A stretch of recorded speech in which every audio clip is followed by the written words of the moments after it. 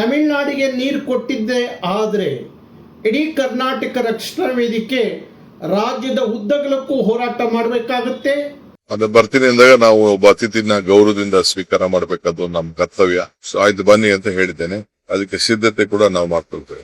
ರಾಜ್ಯದಲ್ಲಿ ಮತ್ತೆ ಕಾವೇರಿ ಹೋರಾಟ ಜೋರಾಗಿದೆ. ನಮಗೆ ಕುಡಿಯೋಕೆ ನೀರಿಲ್ಲ ಅಂದ್ರೆ ತಮಿಳುನಾಡಿಗೆ ಪ್ರತಿದಿನ 3500 ಕ್ಯೂಸೆಕ್ ನೀರು ಬಿಡಿ ಅಂತ CWRC ಆದೇಶ ಕೊಟ್ಟಿದೆ. ಈ ಆದೇಶ ಬೆನ್ನಲ್ಲೇ ಅನ್ನದಾತರು ರಸ್ತೆಗಿಳಿದಿದ್ದಾರೆ.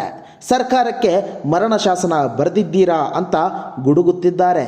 ಹಾಗಾದ್ರೆ ಈ ಕಾವೇರಿ ಕದನದ ಇಂದಿನ ಲೇಟೆಸ್ಟ್ ಅಪ್ಡೇಟ್ ಏನು ನೋಡಿ ಈ ವಿಶೇಷ ವರದಿಯಲ್ಲಿ. ಕರ್ನಾಟಕದಲ್ಲಿ ಭೀಕರ ಬರದ ಛಾಯೆ ಆವರಿಸಿದೆ.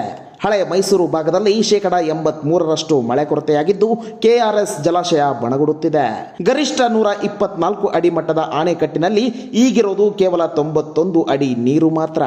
ಇಂತಹ ಸಂದರ್ಭದಲ್ಲಿ ಗಾಯದ ಮೇಲೆ ಬರೆ ಎಳೆದಂತೆ ಕಾವೇರಿ ನೀರು ನಿಯಂತ್ರಣ ಸಮಿತಿ ಅಂದ್ರೆ CWRC ಮುಂದಿನ 15 ದಿನಗಳ ಕಾಲ ತಮಿಳುನಾಡಿಗೆ ನಿತ್ಯ 3500 ಕ್ಯೂಸೆಕ್ ನೀರು ಬಿಡುವಂತೆ ಕಟ್ಟುನಿಟ್ಟಿನ ಸೂಚನೆ ನೀಡಿದೆ. ಈ ಆದೇಶ ಹೊರಬೀಳುತ್ತಿದ್ದಂತೆ ಮಂಡ್ಯ, ಮೈಸೂರು, ರಾಮನಗರದಲ್ಲಿ ಪ್ರತಿಭಟನೆಯ ಕಿಚ್ಚು ಹತ್ತಿಕೊಂಡಿದೆ. ರಕ್ತ ಕೊಟ್ಟೇವು, ನೀರು ಕೊಡೆವು ಅಂತ ರೈತರು ರಸ್ತೆಯಲ್ಲಿ ಮಲಗಿ ಆಕ್ರೋಶ ವ್ಯಕ್ತಪಡಿಸುತ್ತಿದ್ದಾರೆ.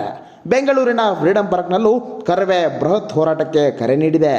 ಇತ್ತ ಬಿಜೆಪಿಯ BY ವಿಜೇಂದ್ರ ಸರ್ಕಾರ ಕದ್ದು ಮುಚ್ಚಿ ನೀರು ಬಿಟ್ಟು ರೈತರಿಗೆ ದ್ರೋಹ ಮಾಡುತ್ತಿದೆ ಅಂತ DK ಶಿವಕುಮಾರ್ ಸರ್ಕಾರದ ವಿರುದ್ಧ ವಾಗ್ದಾಳಿ ನಡೆಸಿದ್ದಾರೆ. ವಿಧಾನಸೌಧದಲ್ಲಿ ತುರ್ತು ಸಭೆ ನಡೆಸಿದ ಜಲಸಂಪನ್ಮೂಲ ಸಚಿವ ರಾಮಲಿಂಗಾರೆಡ್ಡಿ ನಮ್ಮಲ್ಲೇ 66% ಮಳೆ ಕಡಿಮೆಯಾಗಿದೆ, ಕುಡಿಯಲು ನೀರಿಲ್ಲದ ಈ ಹೊತ್ತಲ್ಲಿ ಆದೇಶ ಪಾಲಿಸಲು ಸಾಧ್ಯವಿಲ್ಲ ಅಂತ ಸ್ಪಷ್ಟಪಡಿಸಿದ್ದಾರೆ. ಹೀಗಾಗಿ CWRC ಆದೇಶದ ವಿರುದ್ಧ ಕಾವೇರಿ ನೀರು ನಿರ್ವಹಣಾ ಪ್ರಾಧಿಕಾರಕ್ಕೆ ಮೇಲ್ಮನವಿ ಸಲ್ಲಿಸಲು ಸರ್ಕಾರ ನಿರ್ಧರಿಸಿದೆ. ಈ ಎಲ್ಲದರ ಮಧ್ಯ ಆಗಸ್ಟ್ 3ಕ್ಕೆ ತಮಿಳುನಾಡು CM ಜೋಸೆಫ್ ವಿಜಯ್ ಬೆಂಗಳೂರಿಗೆ ಬರ್ತಾರೆ ಎನ್ನಲಾಗಿದೆ.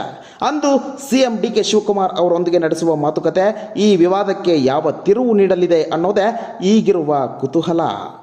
ಒಟ್ಟಿನಲ್ಲಿ ಕಾವೇರಿ ಕೊಳ್ಳದ ರೈತರು ಈಗ ಯುದ್ಧಕ್ಕೆ ಸನ್ನದ್ಧರಾಗಿದ್ದಾರೆ.